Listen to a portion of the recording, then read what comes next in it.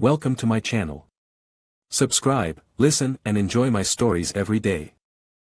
The evening had draped its dark veil over the city, quiet except for the sporadic sounds of traffic.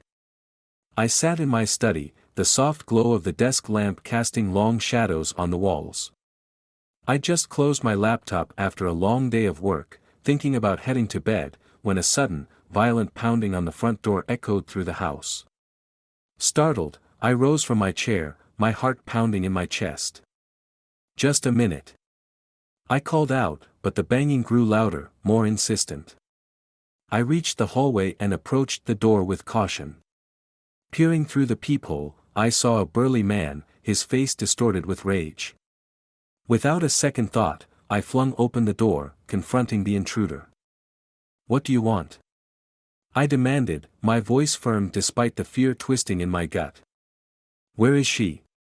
"Where's that bitch?" the man spat, brandishing a bat that caught the porch light menacingly. "Who are you talking about?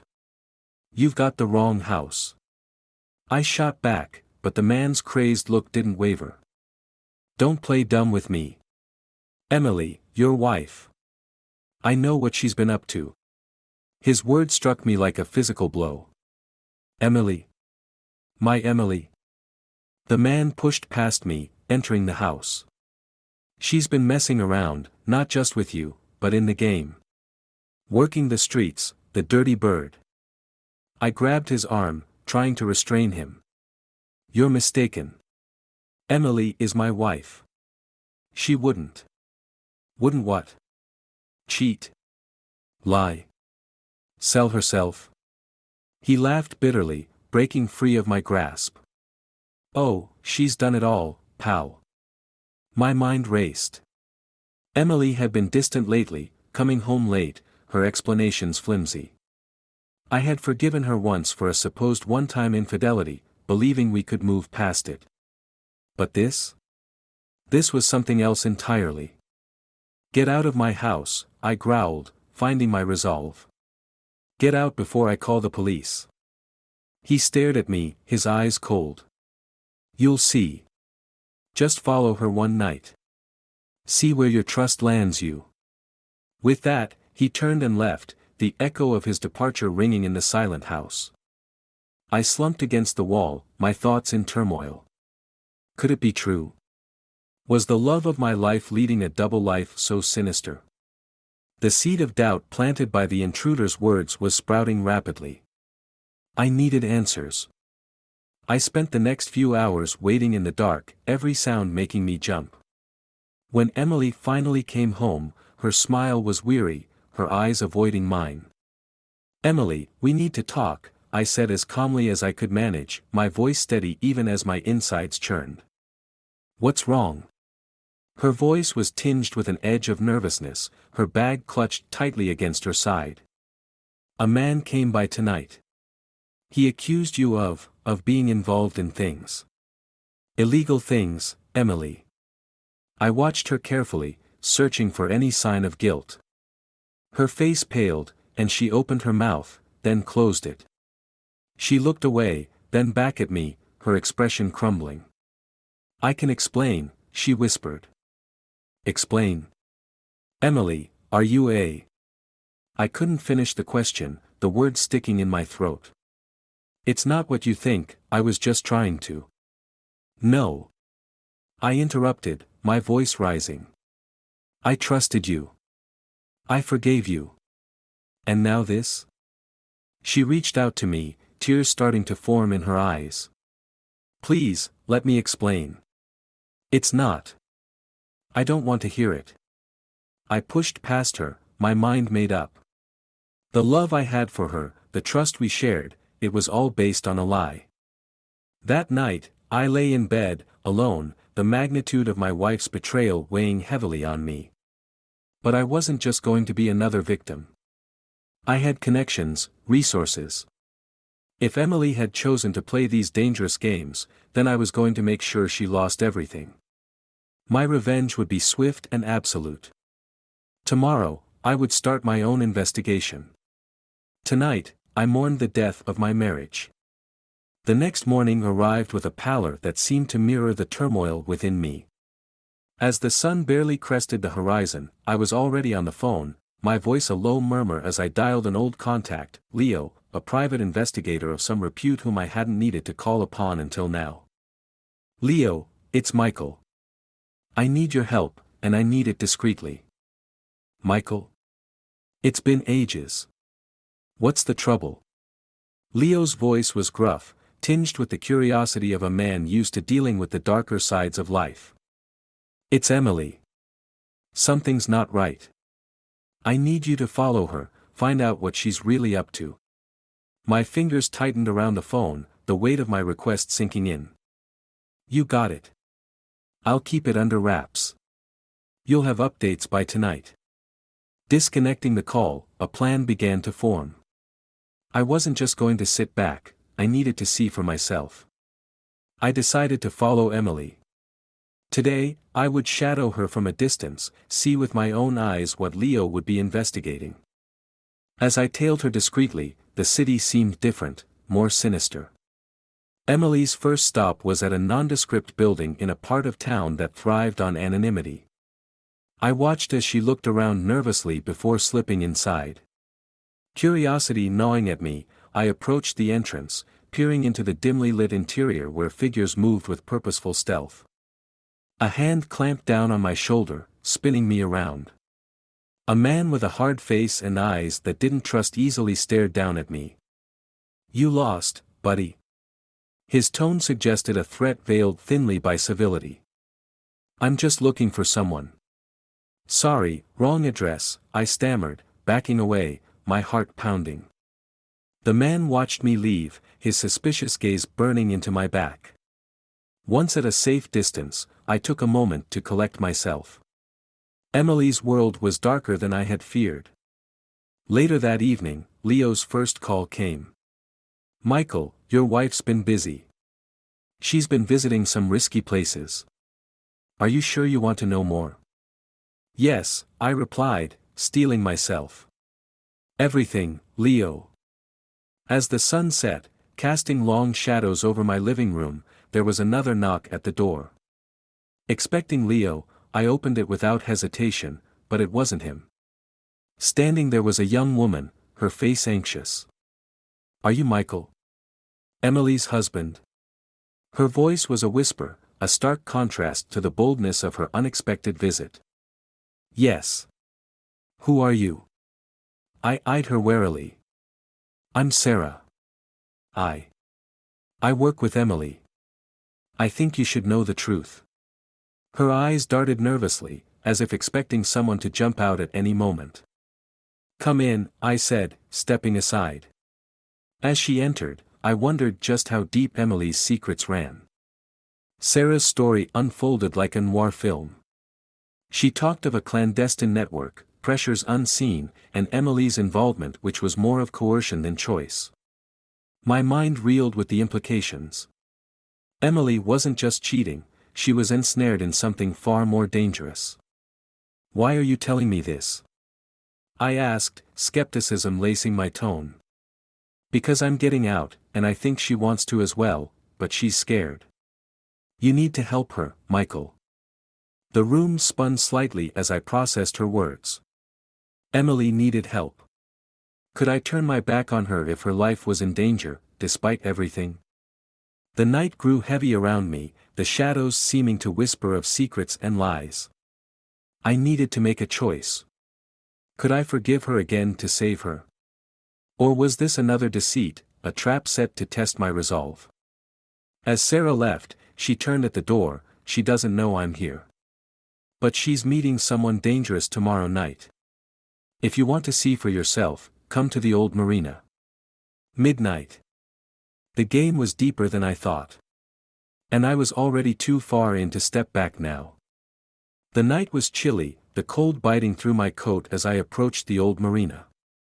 The moon cast a silvery glow over the docks, making the bobbing boats look like specters in the mist. I checked my watch, 11:57 p.m. Sarah's words echoed in my mind, a warning mixed with a plea. The crunch of gravel underfoot seemed loud in the quiet, and I took care to move silently, blending into the shadows. I found a secluded spot behind a stack of shipping crates, my eyes scanning the area for any sign of Emily or the dangerous meeting Sarah had mentioned. The minutes ticked by, each second stretching out as I waited in the tense silence. Suddenly, voices disrupted the quiet. Two figures emerged from the shadowy outline of a warehouse, moving toward the end of the pier. One was unmistakably Emily, her posture tense. The other was a large man, bulky under his heavy coat, his face obscured by the darkness. I strained to hear their conversation, my heart pounding in my chest. "You said you'd have the money," the man's voice was gruff, menacing. I need more time," Emily's voice wavered, a tremor of fear evident. "There is no more time." His voice raised, and he grabbed her arm, pulling her close. "You know what happens next." I couldn't stand by any longer. Pushing off from my hiding spot, I moved closer, staying low and out of sight, but ready to intervene if needed. "Please, I'll get it, I swear," Emily pleaded, her voice breaking. "That's what you said last time." "I'm not a charity, Emily." "You're running out of chances," he hissed back. Determined to put an end to this, I stepped out from the shadows, my voice loud and firm. "Let her go." Both whirled around, surprise etching their features. The man's grip on Emily loosened slightly, and she pulled away, stumbling towards me. "Michael? What are you doing here?" Emily's eyes were wide, her face pale under the moonlight. "I'm not going to let this continue," I said, facing the man squarely. "She's done with whatever this is." The man laughed, a cold, humorless sound. "You think you can just walk in here and change things? You have no idea what you're dealing with." Before I could respond, the sound of approaching footsteps echoed across the pier. Turning, I saw Leo, accompanied by two other large figures, emerge from the darkness. Leo's presence was a relief, yet his face was grim. "We need to end this now," Leo announced, his gaze fixed on the man who had threatened Emily. The man looked around, realizing he was outnumbered and outmaneuvered. With a curse, he shoved Emily towards me and took off running down the pier. Leo's associates gave chase immediately. Emily collapsed against me, her body shaking. "I'm sorry, Michael. I never wanted you involved. I thought I could handle it." I held her, the anger and betrayal mixing with a protective urge. "We're going to sort this out, Emily. But no more secrets. If we have a chance to fix this, I need to know everything."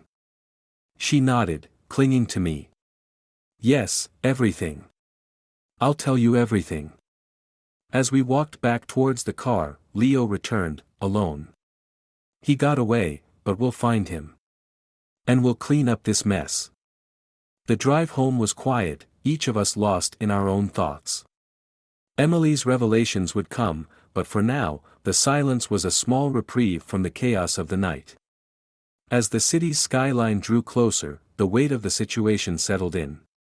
This was just the beginning, and the road ahead promised to be fraught with danger and decisions that would test everything I thought I knew about love, loyalty, and vengeance. The morning after the marina confrontation found us sitting in my living room, a stark contrast to the fraught silence of the previous night. Emily had spent hours recounting her descent into the criminal underworld, a tale of desperation twisted by manipulation. I listened, my emotions a whirlwind of disbelief and simmering anger, as she detailed her entanglement with a crime syndicate that masqueraded as a legitimate business. As Emily spoke, my phone buzzed discreetly. It was a text from Leo. "Got something. Meet me ASAP." I excused myself, stepping outside to call him, my heart sinking with a premonition of further betrayal. "Michael, you're not going to like this," Leo's voice was grave. "We tracked down the guy from last night. He's singing like a canary, trying to cut a deal. He claims Emily wasn't just coerced, she was a willing participant, even an organizer." My grip on the phone tightened. "Are you sure?" "Absolutely. We've cross-checked his story. He's given us evidence, recordings, messages. Emily played us all. Returning inside, I found Emily quietly sipping her coffee, a serene mask hiding her turmoil. My heart raced, anger mingling with a profound sense of betrayal. Emily, there's something you're not telling me. Something critical, I began, my voice cold, belying the storm within. She met my gaze, her expression faltering. Michael, No, I cut her off sharply. Don't. I know everything. You weren't just involved, you helped run the whole operation. Emily's facade crumbled, the truth laid bare in her desperate, haunted eyes. I didn't mean for it to go this far. I thought I could handle it, control it. By lying. By using our marriage as a cover. My voice rose, a crescendo of hurt and accusation. It started small, just a few favors, but then, it spiraled. I got in too deep, she whispered, tears spilling over. I trusted you, Emily. I forgave you, tried to protect you, and you used me. The room seemed to close in, the walls echoing my shattered trust. I'm sorry, Michael. I truly am. Her voice was a broken whisper. Sorry doesn't change what you did. It doesn't erase the lies. I stood, my decision clear. This is over. We're done. Emily nodded, resigned, wiping her tears. Where will you go? Doesn't matter. You won't be seeing me again. I left the house, my steps heavy, each one echoing the death knell of our marriage. As I drove away, my phone rang. It was Leo, confirming they had taken Emily into custody. Good work, Leo. Make sure justice is served, I said, the words tasting bitter. Will do, Mike. And hey, you'll get through this. As I hung up, the finality of the situation settled in. The woman I had loved, the life we had built, it was all a deception, a shadow play orchestrated by the person I had trusted most. Driving without a destination, the cityscape blurred past. The revelation of Emily's betrayal was a wound that would scar, but it was also a release from the lies that had shackled me. I was free, albeit with a freedom that tasted of loss and betrayal. Months later, a divorce decree in hand, the last tie to Emily was severed. The love I had for her was gone, replaced by a resolve to rebuild and find truth in a life unmarred by deceit. In the end, the greatest betrayal wasn't just the lies Emily told, it was the destruction of the trust one had thought unbreakable. As I started anew, the lesson was clear. In the shadows of lies, the only path to walk was one of integrity, no matter how solitary it felt.